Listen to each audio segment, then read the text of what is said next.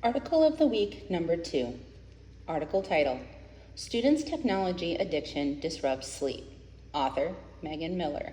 Date of publication, July 17, 2013. With the ever-increasing presence of social networking, negative side effects like disrupted sleeping patterns seem to be growing too. Having a smartphone in your bedroom creates a number of problems, Justin Thomas, a doctoral candidate at the university's psychology department, said. A lot of people get on websites and social media, which is a form of social interaction, right up until they go to sleep. Thomas said another issue is getting phone calls, text messages, and notifications in the middle of the night, similar to being a medical resident who is always on call. Instead of relaxing and trying to go back to sleep, they check to make sure they're not missing anything, Thomas said. They feel like they need to be in touch with the world 24/7, and it's a bad thing. It allows them to surf the internet so their mind doesn't shut off naturally before bedtime, which pushes their bedtime back further. UA graduate Lauren Alt said she uses her phone as an alarm clock, so she sleeps with it beside her. I also fall asleep watching Netflix on my phone every night, Alt said. Something about that extra background noise helps me to sleep and stay asleep better than just silence. Alt said she tends to use her phone right up until she falls asleep each night. If I wake up in the night, I check to see what time it is, and if I have texts or notifications, I check those sometimes, she said. Presley Morgan, a senior majoring in accounting, said she also uses her phone right up until she goes to sleep each night. Normally, right before I go to sleep, I check my Twitter one more time, then close out my apps and try to go to sleep, Morgan said. Morgan said sometimes if she wakes up in the middle of the night and has the urge to check her phone, she will look at pictures on Instagram or use the internet to check celebrity news. It's a bad habit to have developed because you can't just put your phone down and go back to sleep because your brain has to re-enter that sleep mode, Morgan said. If you have your phone lying on your bedside table, it's a temptation to grab it in the middle of the night to see what's going on. Thomas said his recommendation is to gain control over technologies students may be using for assistance, but to also turn your devices off before bed. One way students can make sure they are getting proper sleep is to allow a 30-minute to 1-hour window of time to wind down and prepare for bed each night, Thomas said. You need to shut down the world and put social media devices down, Thomas said.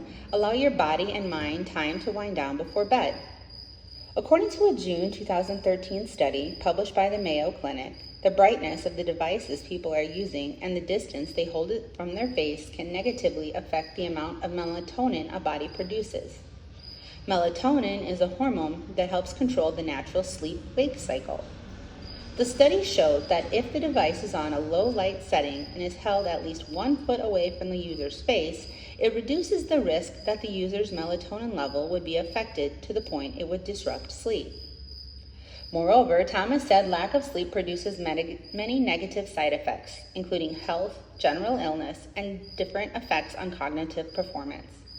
When students deprive themselves of sleep, they can experience symptoms very similar to those of ADHD, Thomas said. It negatively affects memory, concentration, and a whole host of cognitive problems.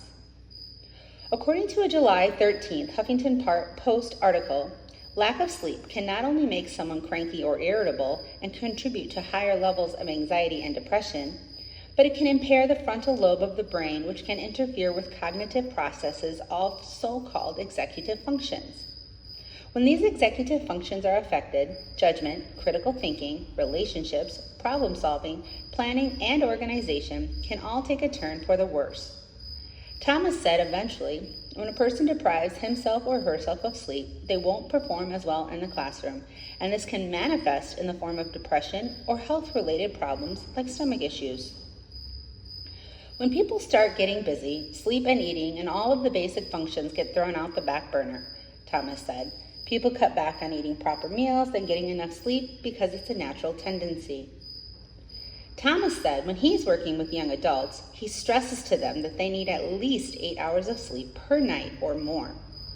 People go through their lives constantly sleeping and fatigued because they don't know how much sleep they really need, Thomas said.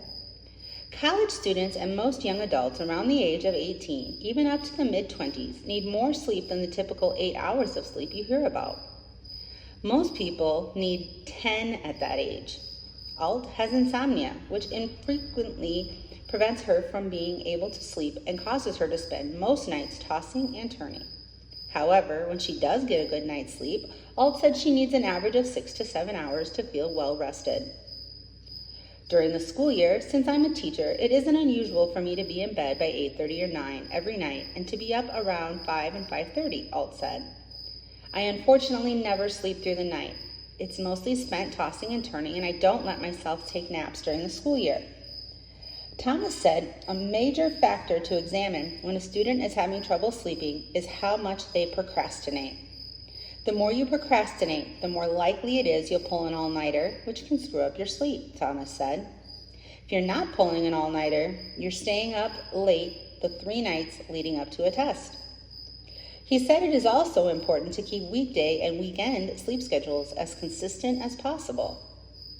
Students have one bedtime and wake time during the week, and that's completely later on the weekend, Thomas said. Shifting back and forth is not good for the body. It's a tough thing to recommend, but consistency is the key for a lot of sleep problems. Thomas said that if a student's sleep problems are causing them to have anxiety or depression, they should seek help from the psychology clinic or the counseling center or from the sleep center so they can learn specific techniques to improve their sleep. You need to understand how much sleep you need and make it a priority, Thomas said.